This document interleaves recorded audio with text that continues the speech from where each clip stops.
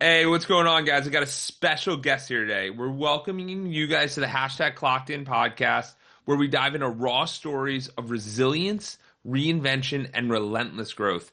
Today's guest went from Ivy League to prison to building a seven-figure business with purpose.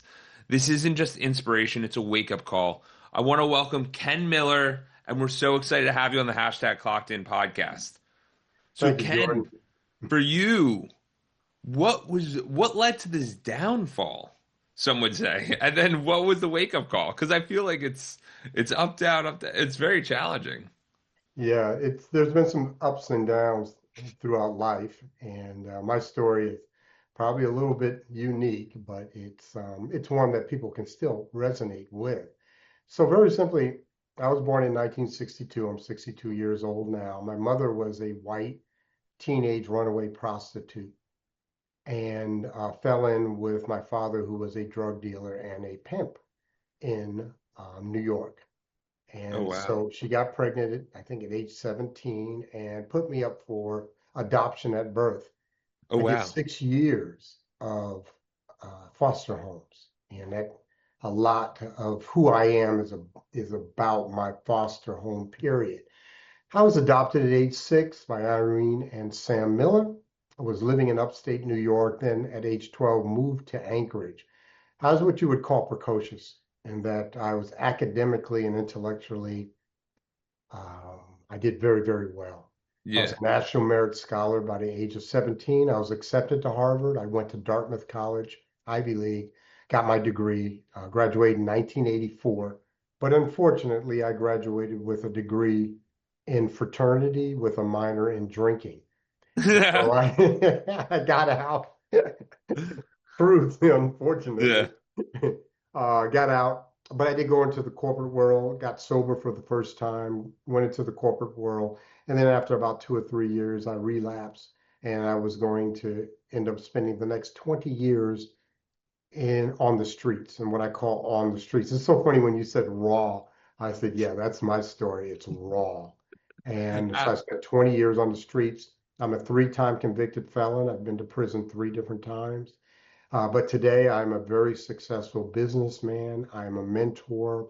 I'm a husband. I'm a grandfather. And I'm just an all-around nice guy.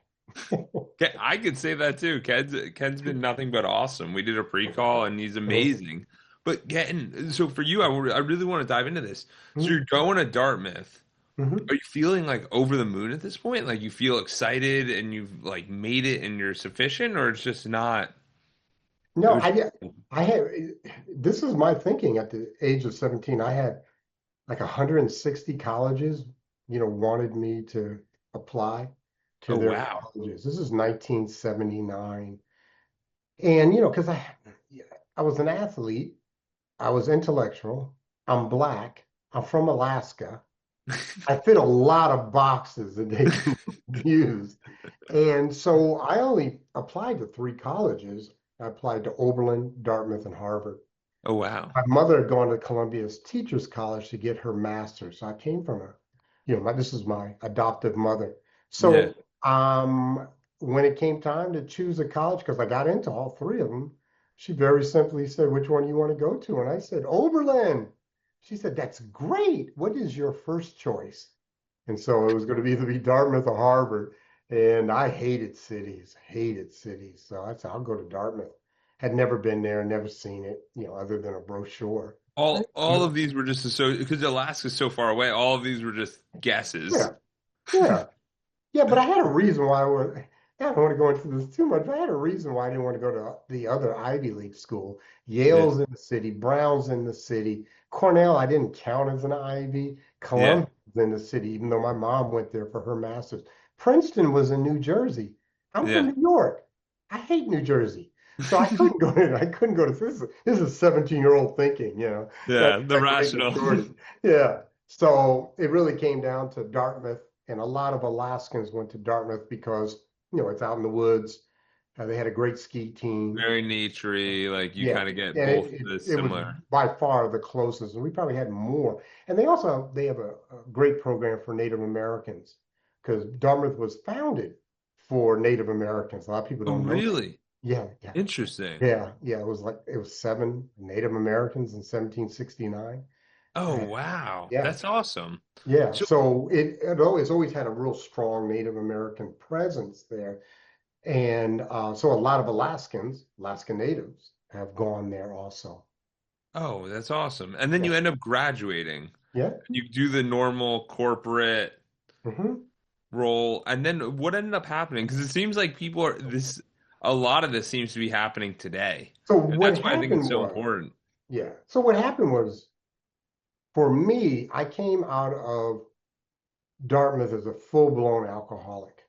Oh, And so what does wow. that mean? That means I had the inability, still to this day, have the inability to control how much I drink once I start. I may go Okay. into saying I just want two beers, but 20 beers later, I've drunk and I'm making really bad decisions. So I knew that. My mom knew that. And so my graduation present, I thought I was going to get a car. I didn't get a car. I got my first treatment center. And I went Really? to a place called North Point in Anchorage, Alaska, and outpatient. And I was to remain sober for the next 2.5 years. And And then, yeah, go I ahead. think it's important. I think it's Mhm. important to bring this up is because a lot of people associate college drinking with, oh, it's fine. Oh, It's fine. It's not a big deal. It's just college. They're having fun. And then you start to see people graduate and they're still having those similar habits and they still go, it's fun. It's fine. It's 1 year out. It's not a big deal. So at least your mom had this wherewithal to go, hey, this is really important and this needs to be a real focus. mhm. Yeah, Dartmouth didn't make me an alcoholic. I just want to make sure everybody hears that. My fraternity, which was called Bonesgate, did not make me an alcoholic. What it allowed is those to identify, because you see the behavior and the drinking pattern, those who are either heavy drinkers or alcoholics, okay? Yes. And it And becomes, or binge drinkers or y- one-time drinker and you still have a problem. You can get drunk one time and get a DUI. You can get drunk one time and wake up with someone you do not want to be waking up with. I mean, yeah, it doesn't matter whether you're alcoholic. I just do it a lot more often than, because I'm alcoholic. I can't control it. And I drank all the time. I mean, I drank yeah, and it's every this day. culture. Yeah, and it's this cultural thing that a lot of us don't realize that the people around us affect us. So when we get around different people, we're going to act differently, and that's why it's important to have a strong circle that Mhm. supports you in a positive way. Well, especially in sobriety.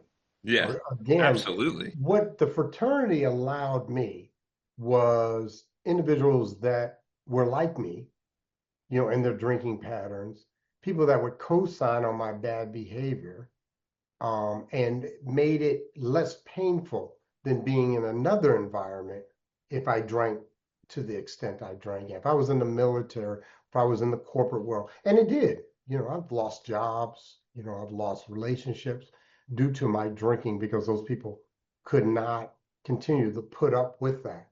Yeah, So, I get out, I get cleaned up, I relapse because I'm 23, 24. I was at that time working for Kodak, and I didn't think I was an alcoholic oh, because you I still, said, even after going, you yeah, were just yeah, because every. I thought that was due to the environment, Yeah, how I felt in college. I had a lot of difficulties emotionally yeah, in college, okay? And so when I got out and I'm wearing Hickey Freeman suits and Allen Edmonds wingtip shoes and yeah, silk ties and making 50,000, which was a lot of money in 85. yeah. I'm thinking this is what the alcoholic wants. I want to drink without pain on the back end. I can't. Okay. There's no way I can drink without pain on the back end of my drink. Yes.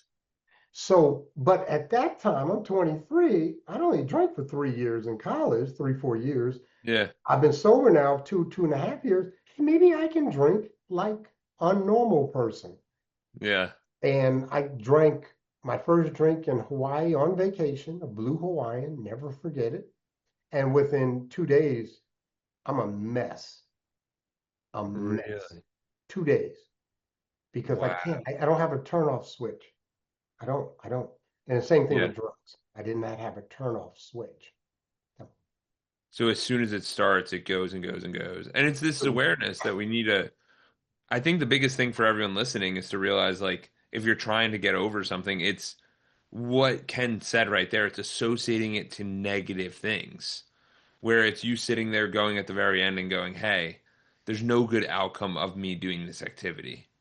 And people need to realize that because most of the time when you ask them, "Oh, what do you like drinking or what like is it what do you think of when someone says drinking?" They're like, "Fun." Okay, if you say fun, you're going to have a very different outcome than if you think bad experience. Like these are very different outcomes, and that's what causes people to jump in or jump out.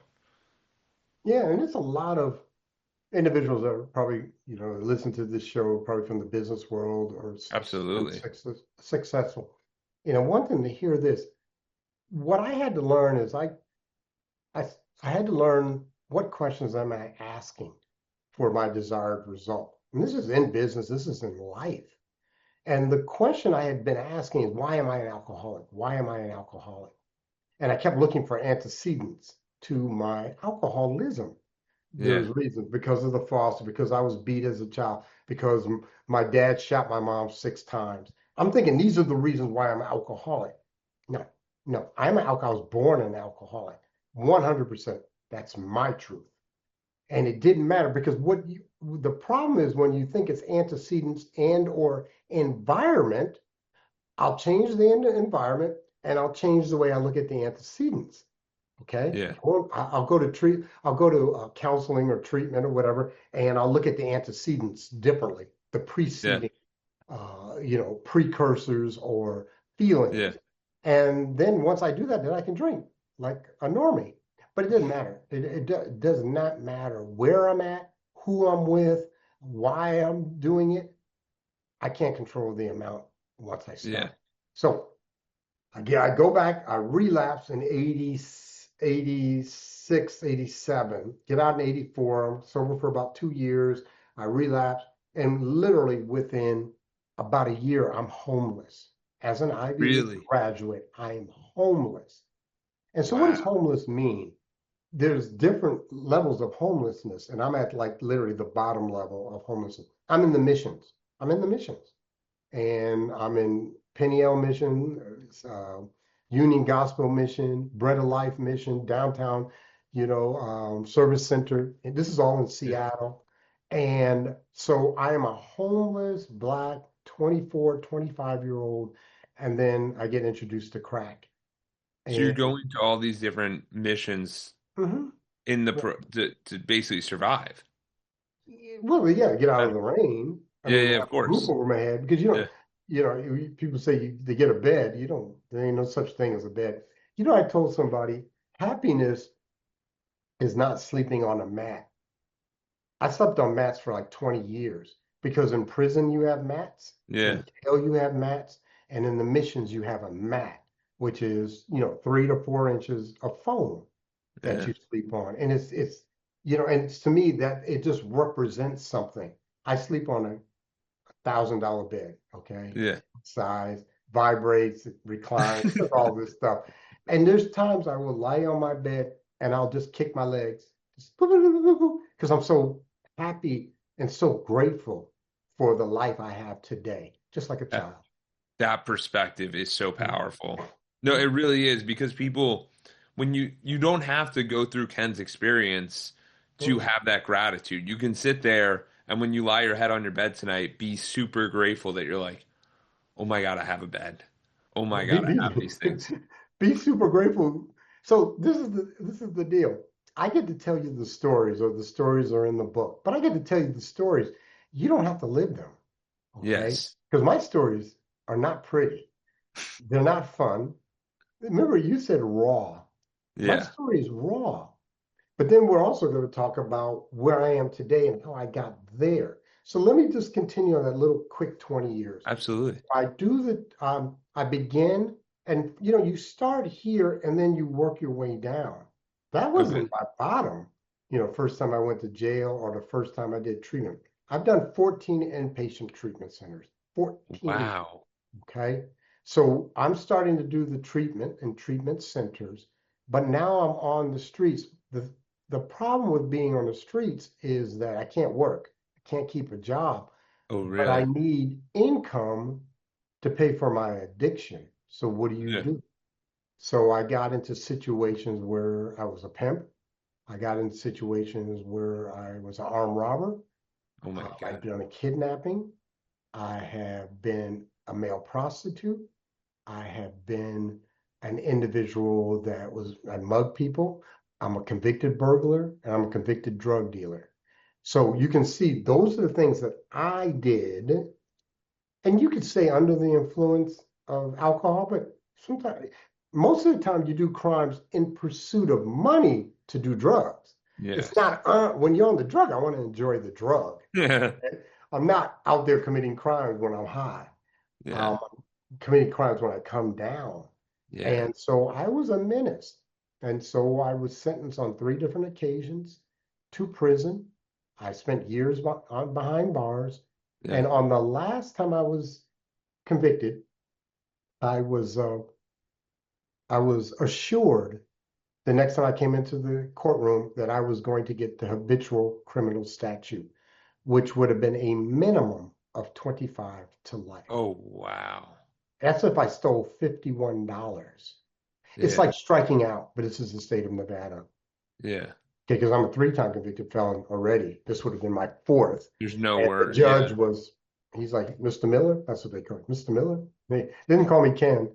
Mr. Miller, if you come in my courtroom one more time, I'm giving you the habitual criminal statute. He was so angry at me, not the severity of my offenses, but here I am, an Ivy League educated, grew up in a good family, quote unquote, Yeah. had a good life Yeah. and had done well and was a contributing member of society like I am today. And I threw that all away to remain in this addiction. Okay. And and how did you feel at that time? Like just going through all of these in, out. Like, it must have been so Self unstable, hatred, challenging. What? self hatred, self hatred, very low self esteem. So what happens is that what the worst thing you can lose is not even your self respect, it's to lose hope. Because Yes. hope is a picture of a better future. Yes. But if you're in pain, and my life was pain, okay? Yeah. So I'm in pain. I'm talking about emotional pain. Yeah. If you're in physical pain, if you're in pain today, you were in pain the day before, and all you see in the near future, let alone the far future, but the addict doesn't think about the far future. He doesn't. Oh, His really? time horizon is very short. All you're thinking about is that all I'm going to do is wake up to more pain. Yeah. And I would wake up or come to in the morning and I'm like, darn, that's not the word I use, but darn, I'm me Yeah. and I hate me.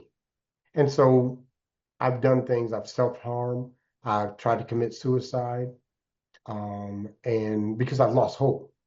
Yeah. When you lose hope, because all I am is doomed to pain. So what's the way to keep hope? And what's the way to like create hope? Because I feel like there's probably people listening right now who might be in a similar state. They might not be gone to prison and all those things, but they may sit there sometimes like they might be in the same job for a long time and they're like, am I ever gonna make it out? Like, am I ever gonna do the because we have a lot of mental there's been a couple different podcasts where people have brought up the concept of like a mental prison where it's like you're in this job for a long time and you don't know if you like the job or not and you want to figure out like what you're gonna do with your life. So I'm saying that pursuit of hope I think is not just for anybody, it's for everybody. I think we're all interested in the pursuit.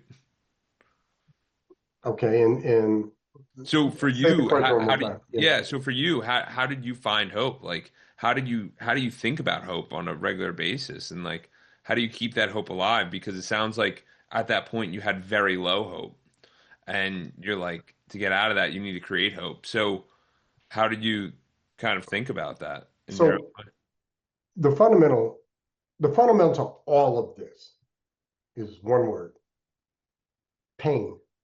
That's the fundamental. It's pain.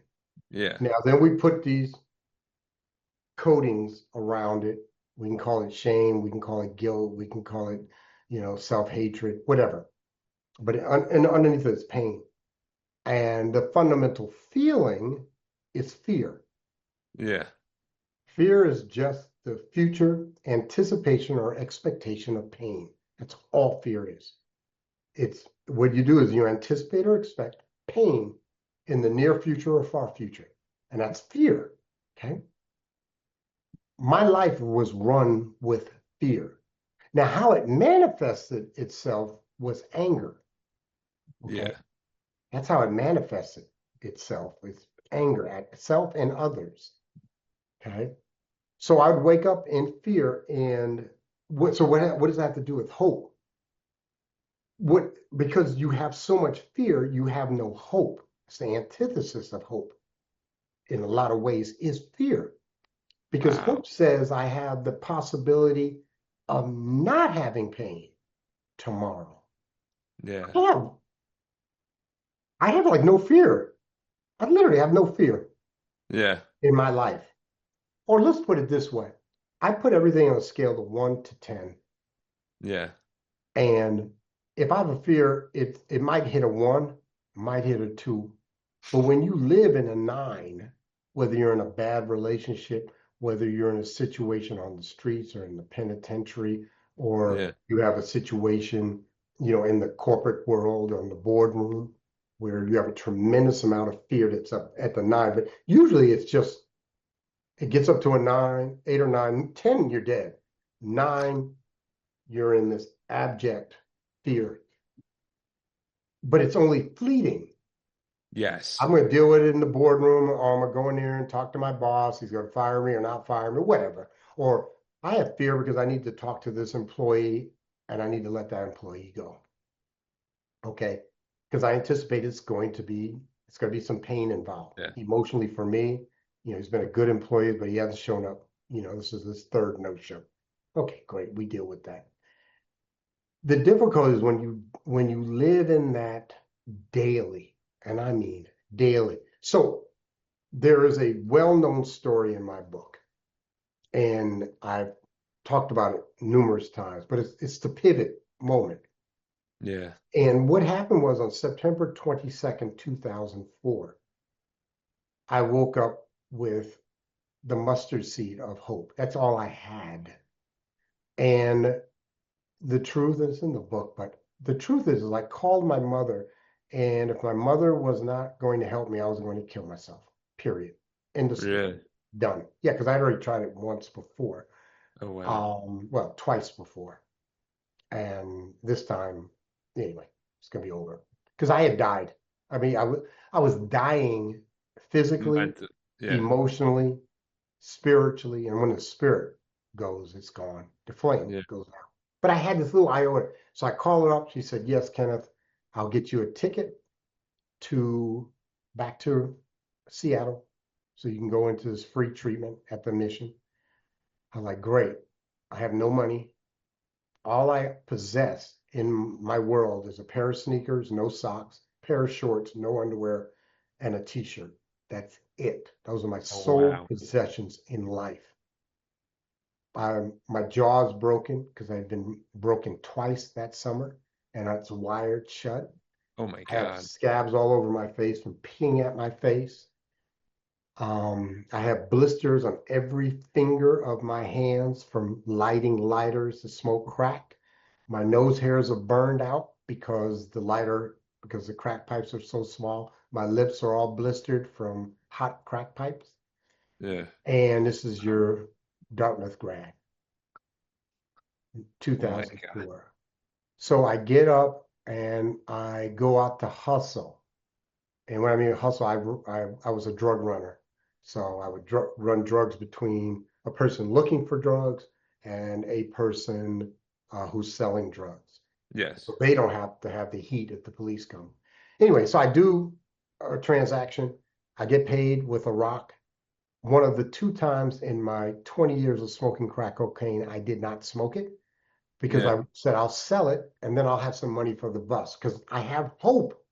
I can go to Yes. treatment. My mom just said, "Be at the bus station. The ticket will be there." because I was not allowed in her home because I had burglarized her home. Oh Okay. my God. And I go out there to sell a $10 rock of crack cocaine and I sell it to the undercover. And this is the part I really want you No. to hear. They arrest me and we're waiting for the paddy wagon. They have literally a paddy wagon. And handcuffed, behind the back. Yeah. Anybody who gets handcuffed in front, that's in the movies. You never get I've been handcuffed like 30 times. You never get handcuffed up front. You're always in the back. But anyway, I'm leaning forward because you gotta lean forward, could you? And I am crying profusely, but I'm smiling. And the cop is worried because we're waiting for the paddy wagon. And what they did is everybody they pulled off the streets were in this like holding area until the paddy wagon can take us to jail. And he's like, "Are Yeah. you okay? You all right?" Because he sees all these tears, thinks I'm Yeah. hurt or something. And I said, "Yeah, I'm all right." And he's, "What? Why are you crying?" And I told him, "Because I'm going to live. Because I'm going to live. Because I can do prison. I've been to prison twice. I get my little, Lipton on. I play Yeah. pinochle. I do my sports. Oh my I'm going to God. live."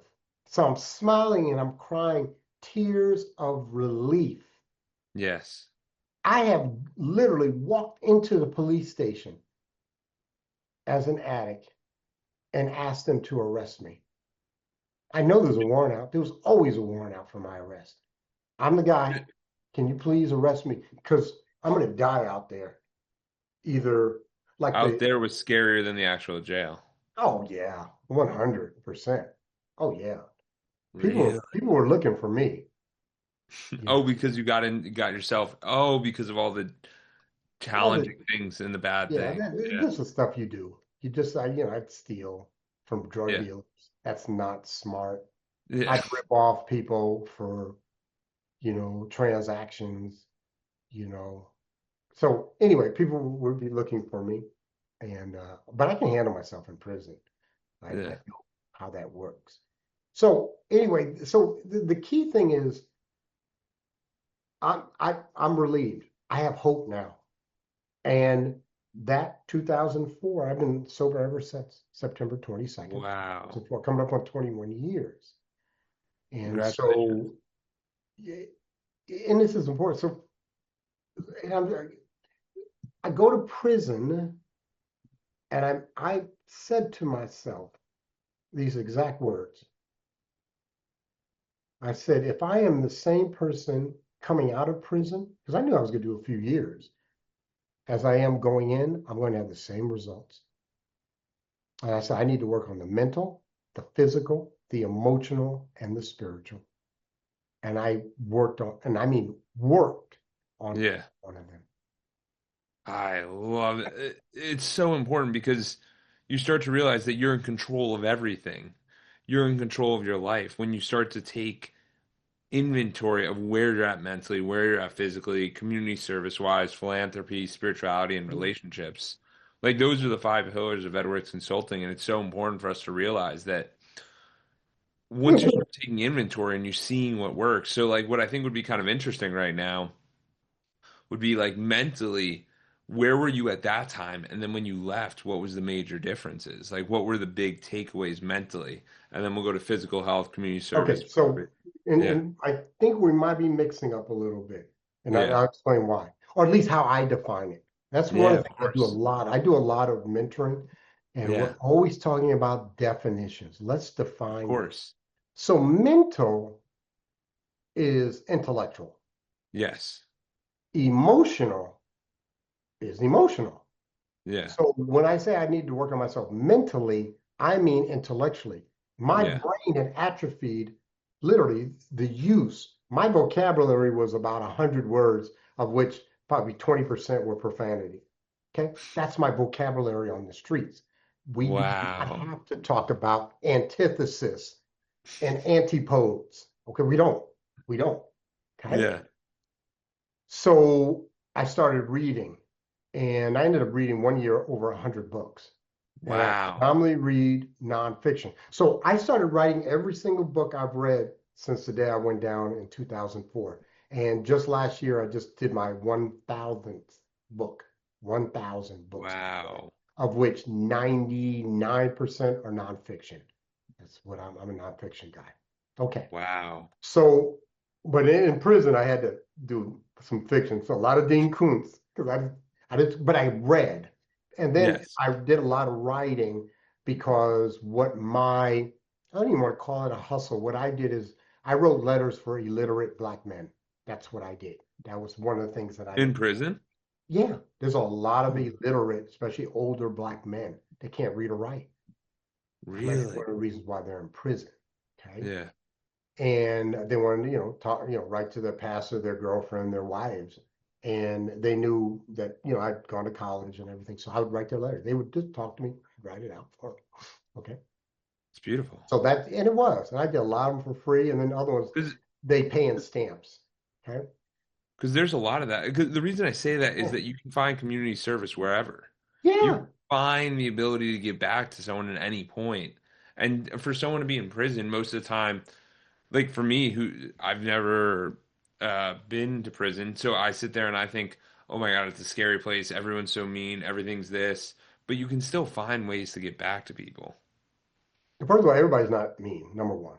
Yeah. So prison, and it also depends on what prison you're in. I'm not going to go into, because I can go into a long discourse on prison. But prison is, based on levels, and you'll go anywhere from Yeah, of camp, course. minimum, medium, max, super max. And but the key thing is is learning the rules of prison. Yeah. So it's a community, and there's rules in the boardroom. There's rules in the corporate world. There's rules in the coaching world. There's rules in the speaking world. But there's rules, and if you play by the rules, you'll probably do all right. Okay. Okay.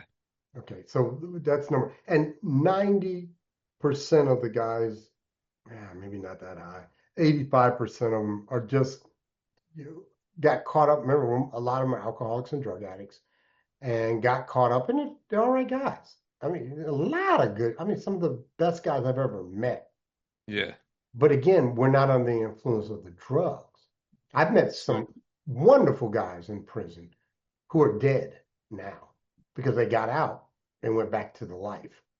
oh But in wow. prison, they're great. I lost, I was down for almost 3 years. I lost 23 people dead in that time that I knew from the streets or in the penitentiary. 23 Wow. dead. I got them written down in one of my journals. Wow. But that, again, that's the byproduct. For a lot of them, death was a relief. Okay. Yeah. That's why, the suicide, some committed suicide, but most died from their addiction or alcoholism or were killed. Yeah. Okay. So we go from there. Now, so we talked about the intellectual, Yeah. I call that the mental. The key one for me, or one of the keys was the emotional, Yeah. The physical was going to come back. I lift weights. That's what I do. I play sports, did very well Yeah. doing that. But the key for me was the emotional. Because what I did, one of my difficulties in how I had a relationship with self. I love to use the word relationship. And what I always used to tell people, I used to have an adversarial relationship with self. Yeah. I literally would fight me. I hated me. And one of the reasons is because I was shame based. Yes. And what that means is because of some of my behavior on the streets, predominantly the prostitution, I was shame based. I am less than. Because on the streets, it's pretty much the lowest thing you can do is Yeah. be a male prostitute or to turn tricks to feed your addiction. And I'm out there doing that regularly. Yeah. and and so when I came in, that was my secret. And there were people that knew, especially some of the girls on the street, they knew, but it was my secret. I didn't want it to be known on the streets or in prison. Yeah. And so I went to counseling, and I remember telling my counselor, and taking away A that mess. power of the secret. Yeah. And then I told it in a small group, and I told it in a larger group. Now I tell it in front of hundreds of people and put it in my book. But that's such a freeing thing because we sit there and we think our secrets are so. It's funny. I did a coaching call the other day, and the guy's like, "I've literally never said this to anyone," and he shares it with me, and it- the difference is it's very profound to the person. It's a big feeling to the person releasing it. But to the receiver, they're just grateful that you want to share. I mean, if you're in the room of the right people, no one's going to judge you and be like, what a terrible, like, obviously there's some activities where you're like, oh, that's not great. But you sit there and you start to realize that the more you can be your authentic self, the better you're going to show up in the world.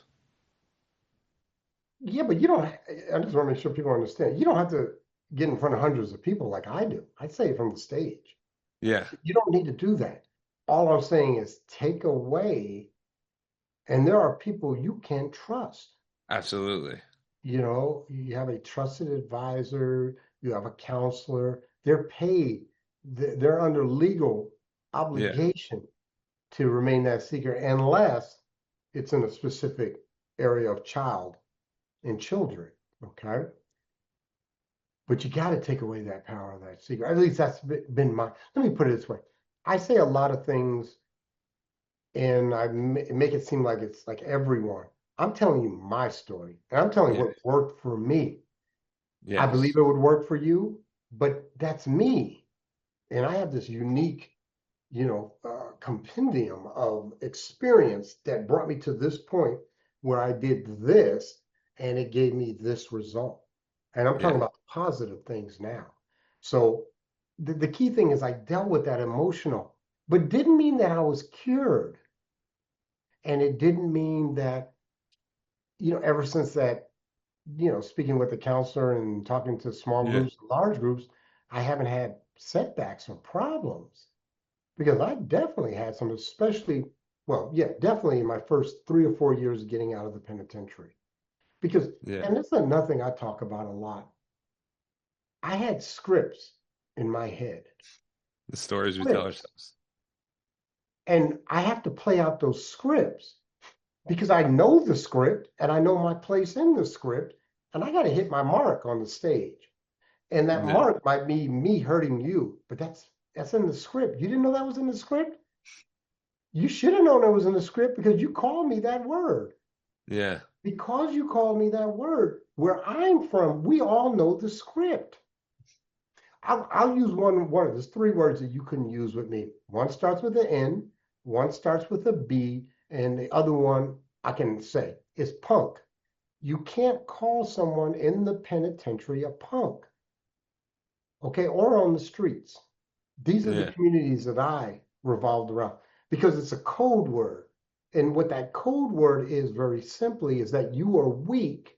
Therefore, you're either going to fight me or you're going to give me your possessions, your commissary, you're going to clean my cell, or you're going to provide services to me. That's what that means. And so I have a script. So when I get out of prison and I'm clean and sober for 6 years, somebody calls me a B, they didn't know they didn't know that play. yeah, They're in a different world. But I'm writing, so my next book is on respect and disrespect. I'm writing with yeah, a wonderful gentleman named Dr. Will Moreland. But we talk about that in the boardroom, we talk about that in the corporate room, we talk about that in the family. I don't know your background, but we had a thing. You always respected your grandmother, or what we yes, call respecting your elders. Why? And what does that mean? Respect is acknowledgement of a person's position or significance within a community. yes, The significance of your grandmother is she gave birth to your mother or your father, which then adopted you or gave birth to you or brought yeah, you into this world.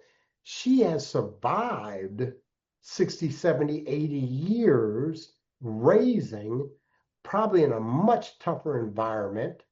yeah, So we're going to acknowledge her position as the absolutely. matriarch of this family. That's what that means. I just use the family. I can use it in the corporate. I can use it on the streets. I can use it in the penitentiary and tell you what respect and disrespect is. We're writing a whole book on it. It's going to be phenomenal. I'm looking forward to it. But it's important for us to realize that Mhm. words have limitations, and without having true definitions here, then we don't know what certain words mean. So I appreciate you breaking that down. Words, that's interesting. Words have limitations. So what are words? So I go to the basic.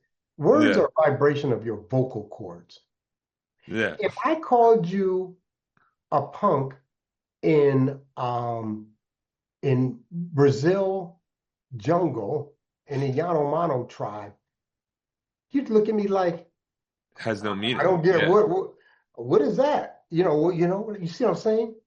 It's always situational to a community. Yes. And in these communities, so we used to call it punk music. Yeah, you can call it punk music, okay? That's Yeah. the type No, of music. Johnny absolutely. Lennon, Sex Pistols, I got you. The Clash, I'm cool with that.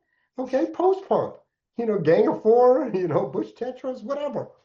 I'm understanding of that. But in these communities, these are words that are trigger words. And what they mean, again, is instantaneously that individual that's a part of the community reacts. We Yes. don't act, we react because we Yes. already know what the script is because we've been trained that this is Yeah. the script. Okay. So anyway, it took me 2 years of work To to undo the scripts. undo the scripts. And now those words have no power. I love that. No power. The only thing, and I've said this a few times, the only thing is you can't threaten my family. Yeah. That's the only thing. Can't threaten my family. Other than that, you can call me anything you want. I just like, Because I'm we're, going home in yeah. my Audi to my $500,000 home, 6-bedroom home in Ecuador on the beach, Yeah. my beautiful wife and my grandchildren. My life is beautiful. Yeah. So, and I might even just ask, why? Why you want to call me that? So You that's a big jump going from the know, attack mode to the discovery of like, are you okay? From the yeah, other side, go asking them kind of, what was this? Are you okay? And for you, Ken, what was the biggest thing that allowed you to become this new version of yourself? Obviously, we've gotten the mental, the emotional. God, God Okay, is tell us a little one. bit. Yeah, God is one. And it said work on the spiritual. So I had to talk with God, and I believe in God. I pray often, not every day, be honest with you, Yeah. but I pray often, and I allow spiritual information to come in. I do pray I pray Now, for every meal. are you following some church or one of the, or is it just your own thing? Because the reason I It, say that is because when yeah, I talk spirituality with a lot of people, some people are like, spiritualness is when we go to the coffee store and you say hi to everyone there, and that's spiritual. Some people are like, spiritual is when you talk to God. Some people's like, you have to be at church. Some people, so everyone's got their own definition. So I was just curious for you what you meant. I go to church irregularly. My wife goes pretty much every weekend. She's Episcopalian, Okay. and you know, I I I see God in the church there, but I'm not a church person. Yeah. I I learned very early on I needed an outside entity that would modify my behavior. This is something I'm really big on. In the end, it's about the action. Yes. I don't care what you think. I don't care what you feel. But what I care about is what you do. What I did got me in prison. It's not what I felt. Because if it was what I thought, man, I'd still be in prison. Okay? Or if it's about what I felt over the last 20 years, I'd be in prison for the rest of my life. Okay?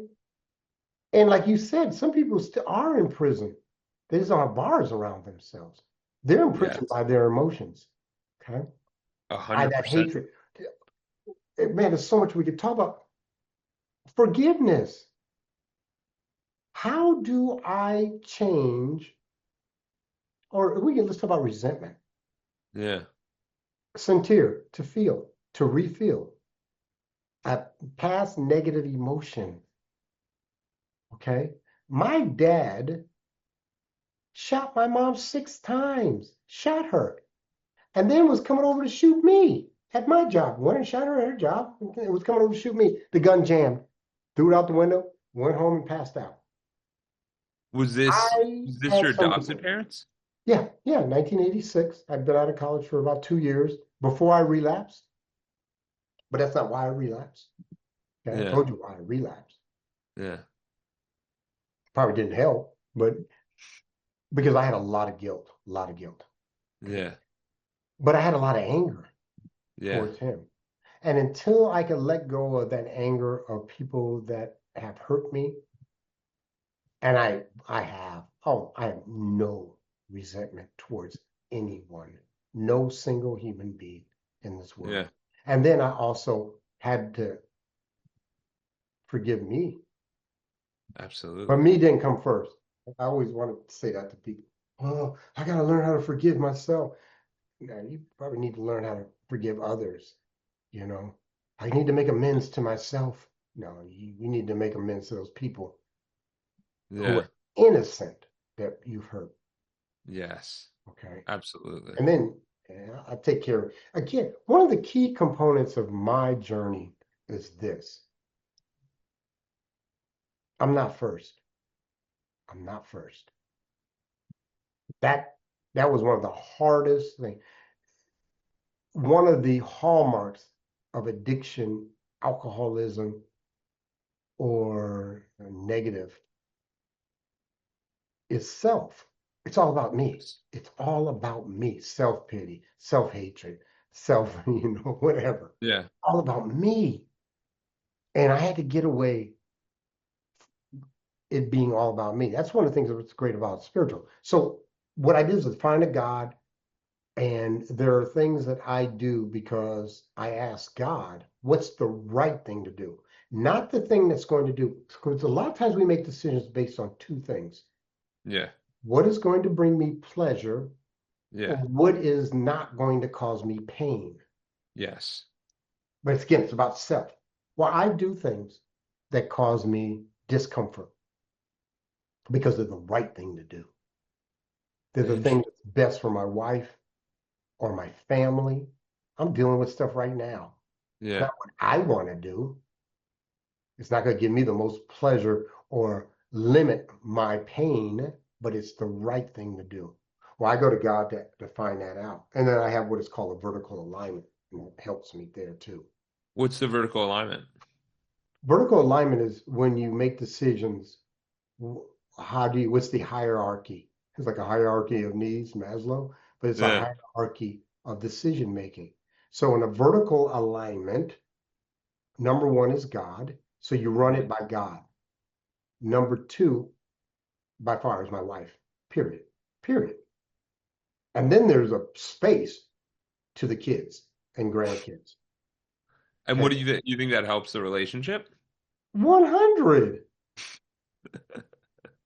I asked that just I because mean, I look know at my eyes. Does it help the no, relationship no, of if you put course. your wife No, first? no, Yeah, I asked it that helps. because I know a lot of people have kids and more coming from my generation where I just got married last year and there's a lot of Mhm. people who they have a kid and now it's the parents are like how can we be parents? But then they also forget about the dating, and I feel like it's a real cultural thing where people are It's forgetting about their partnerships Yeah, and they're focused. predominantly. I'll be real frank because been I've known about this for 30 years since the Of course. 90s when we were taught it, and it's mainly it mainly happens with women, with Yeah. wives. They put the children in front of their husband. Yes. Yes. Yes. Okay, I'm just being real frank, and people, oh, it's No. No. misogyny. I know that's the Yeah, perspective I was but talking about. Yeah. see, this is the beautiful thing about where I'm at today. I don't care if you like me. I would hope you would, because it's Yeah. better to like people. but I don't need your affirmation of my worth. I know what Yes. I'm worth. You may not agree with everything I say, but Yeah. at least I'm going to state the truth, Yes. okay? And I'm not going to be wishy-washy about it. And very rarely am I going to keep it inside and not express my opinion. Because again, I used to want everybody to like me. So I had to Yeah. put on a different mask or a different face, depending on what Satisfy community, people. yeah, what community I am in. And now I don't. Other than if I go to an NA meeting, I may use a few different words that I'm Some not of the going to use on this. terminology. Yeah. Yeah, yeah, because or Just to it if I relates a go in lot better. there, I used to go in and talk to youth offenders. Okay. And I'm talking about level one youth offenders. To be a level one youth offender, at least in Alaska, you had to either murder or rape someone. Oh, wow. Go in Okay. there and talk to you. And they're like 13, 14, 15. Oh my This is youth God. prison. And I would come in there and they would look at me and they're like, square, square. And I would, because I brought in here to talk to them. I say, hey, let me talk to you. And then I would talk to them at a level that would resonate. You would see people pipe up because I got Yeah. some stories and I have Yeah. some language because I could use. I asked them, "Is there I use any language?" I've seen you have a variation of up, down, all Yeah, around. Yeah, yeah. absolutely. So again, you speak to the community because again, what is my desired result? Yeah. My desired result is to have one kid hear me out of the 17 that are in that unit. Because when I come in, 17 of them, he's a square. Okay.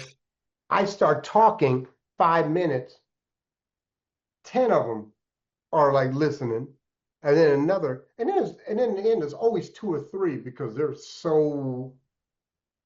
need so it. invested Yeah. in either being cool or they're so angry and they're so broken. That's the term I love to use is broken because I was broken Yeah. for a lot of years. And now I've been put Absolutely. back together and I've been mended. I love it. I love it. So, how did you start this becoming Ken writing? How did you start the business?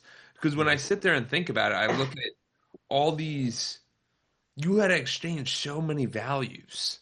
You had to change the value base so many times for yourself to figure out like what's the important thing, what's the right thing, how do we think about this? And obviously, you gave us some of the tips and tricks, but like what was it for you that really allowed you to kind of step into this different area? Because there's Mhm. people who are probably sitting in the area of right where you're right when you get out of prison and they're like, I don't even know what to do with my life. And I just view that as like every person who's 21 at their first job, they're like, I don't know what I'm doing.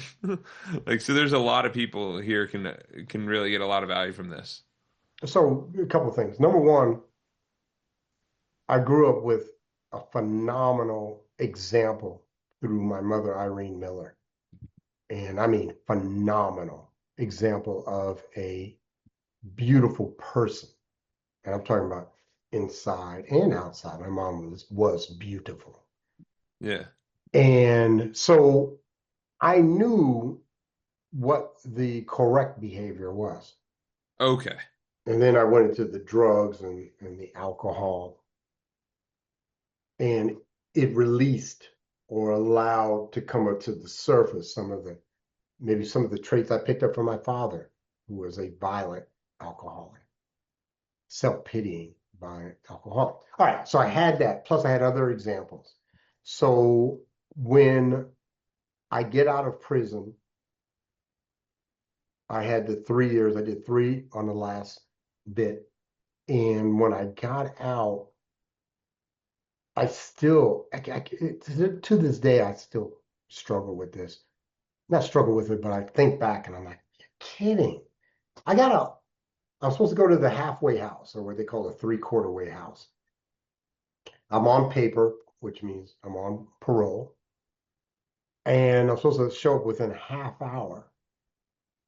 And it took me two and a half hours to get there. Why did it take you so long?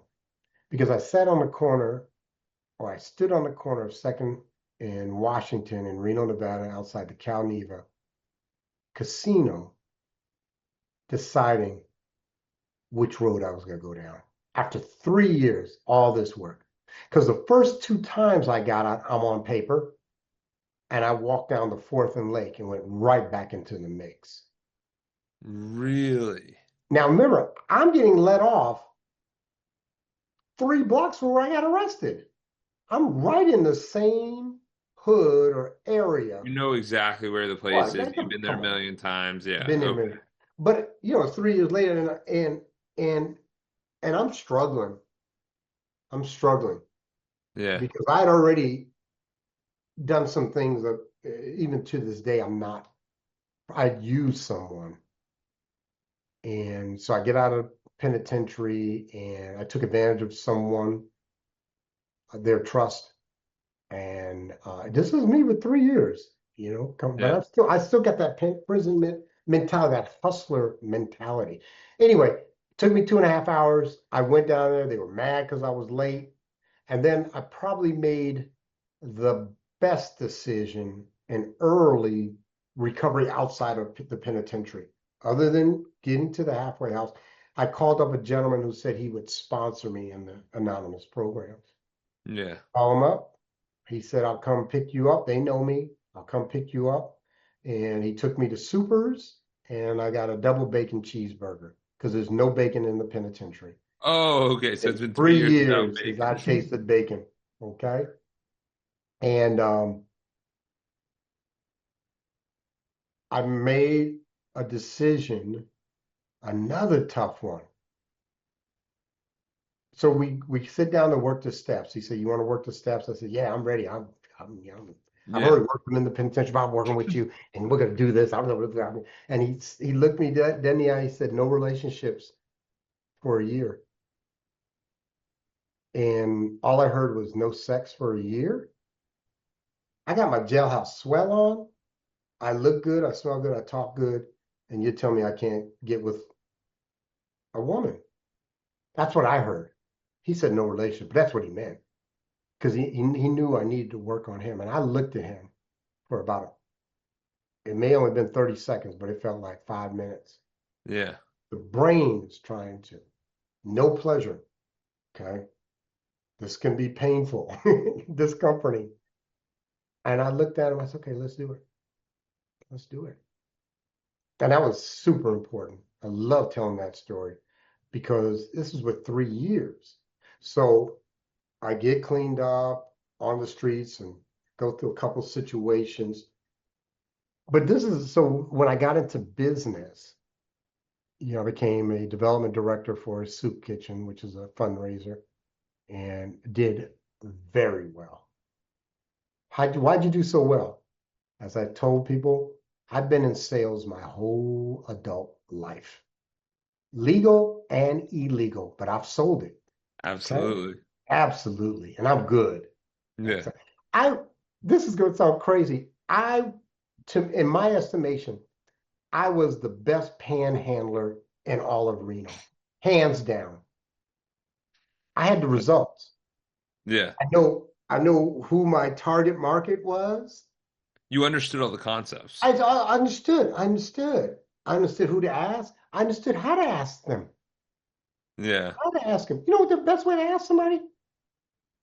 What's the best Hey, way? it's to look for a 20-year-old white male, college or in their 20s, and say, hey, partner, can I get a couple dollars for a beer? Tell them exactly I just want to get a Yeah. beer. Now, what I would do is get that a bunch of times, or they'd give me a 5 or 10, and it was really going to crack cocaine. I didn't say crack. They didn't Yeah. give me crack. Because they Oh, wouldn't you have want a related beer? on it. Well, at Yeah. least you're honest about it. Oh, Yeah. I'm hungry. No, I don't need I to mean, eat. this makes a lot more sense. Oh, I was I awesome. walk down the street around me, and everyone's like, "Hey, a beer," because I do look a little. Yeah, yeah, no, I get it. It makes Yeah. sense. And college kids, they were always the best. They're drinking too. Generous. So Yeah. anyway, I, I I did that, and this was a tough one because it took me 6 months to go out on my own because I was fear based. Of Because course. you're making 80,000 a year, and Yeah. then all of a sudden somebody says, "Hey, why don't you become a consultant?" So I did April Fool's Day 2014, started Denali FSP, which is 11 years later is running. It's $1 million company. We do, consulting, coaching, and write grants, predominantly for tribal organizations. And Yeah. then after that, I started speaking, and that's kenmillerspeaks.com. Then I started writing books, which is becomingkenbook.com. Yeah. Then I started a company that works in AI. I have offshore virtual assistants in Ecuador and in the Philippines that are trained in artificial intelligence. And then I have property in Ecuador. So I have 5 different businesses, and Yeah. it's a lot, but um, But that's what you I need like it. sometimes. I, Yeah, that's the good I stuff. I'm like saying it. that's what's needed sometimes. People don't realize they're doing a lot in the other direction because at the same time you were doing a lot before, but it was just very survival based. And now this is very creation based. You know what I mean? It's helping people, it's changing lives, it's impacting people. And you fills your cup and fills up other people's cups. So I just think it's really important. It is. And and then, I do things on the side. And when I say on the side, my passion outside of God and my wife, or you can say slash family, is mentoring young Black men. And I've been doing that for 15 years because I Yes. know what it's like not to have a Black male role model. I know what Yes. that's like, or a good one. We got them. But if our role model is the thug or the pimp or the drug dealer, that's It not a doesn't set a role good model. direction. That's a death model. Yeah. Okay. And so I do that. At one point, I had 52 volunteer commitments last summer. This time last summer, and finally I had to cut it back because I was starting the new business. And so now I mentor 10 men. I do a Black men's book study. We meet every 2 weeks on that one. And I, obviously, do the stuff with the family, which is a big one for me. And then anytime people want to call. And then I write book, I've been writing. I got 3 more books this year. Again, you got a lot going on, but it's all positive. And I It think that's is. a good thing. And I think that's important because people don't realize that like it's okay to do a lot. It's okay to have a big impact. It's okay to be impactful. And the I know we're kind of winding down, but the Yeah. final one towards the end is what I'm curious about is like what caused you to realize that like you were able to do more? You know what I mean? Most of us have this constraint mentality, you know what I mean? Like That's an interesting question. I'm going to tell you why. One of the biggest things, and I want especially all people in the business world to hear this. One of the most difficult things for me was to say no. How did you end up with 52 volunteer commitments? I was on 23 boards and I had 29 men that I had scheduled that I met with. Okay. Because I wouldn't say no. yes. It was, and so, and the reason I bring this up, it was so hard in the beginning that I went through like withdrawals because I felt I had let people down. Yeah. But when I went to get off boards to submit my resignation, people who knew me were so happy for me because I explained why.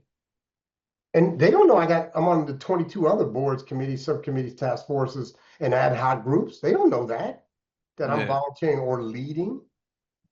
And they were like, because they knew it would open up for me to do other things. And the other things, I've been able to write this book. Book came out in May. Yeah. Took me 3 years. Yeah. Why did it take you so long? There was different reasons, but 3 years. I'm gonna have a book done by August 31st. Yeah. But my next book is gonna take me 2 months. I Because you expect to have be the able to write a space. book in less than a week. Really, my goal is to write a book in 2 days. I'm talking about 100 pages at least in 2 days. Oh my God. Okay. But so let's just go back. So the key, I believe, in the end, it's still selfish. In the end, it is selfish. I Yeah. want to feel good, but predominantly I want to feel good about Ken. I want to become Yes. Ken. That's who I Yes. am today. This is what I tell people. What's my tagline? I am a kind and gentle man. That's who I am. I'm a kind and gentle man. I give, and I give. I'm cool with that. That's cool. Money, time, listening to people, being empathetic for free. Do all this for Yeah. free. I anyway, I do a lot. Okay. In the end, it probably is. You could say it's for selfish reasons. I want to feel good about Ken. I know what it's like to not like Ken, and I Yeah. want to like me. And so Yeah. I do a lot of likable things today. Yeah. And the byproduct is I help a lot of people. That's the Yeah. byproduct. But in the end, I have to feel comfortable with me. I have a finite amount of time on this, Yes. and I think I got maybe 20 years left. Okay. Yeah. Black men don't live that long. Okay. My father died at 56. All of my uncles, I'm talking about on the biological side, died before they were 56. My dad Oh was wow. out of five. He was the one that lived the longest. Almost all of them died in their 40s. One was Wow. murdered. Okay. But I just know that. And, I want my dash to mean something. Yes. What's my legacy? On a tombstone, you got a birth date, you got a death date, and in between is a dash. What does that dash represent? And I got a book, but I mean, I just want to hope that I've touched people in a positive way because I know I've touched people in a negative way. And my fervent desire is that they're beyond that. And this is just now a memory, maybe not a positive one, but just a memory. And they don't hold that. I made amends to everybody I could find. I made amends to everyone that I was legally allowed to make amends to.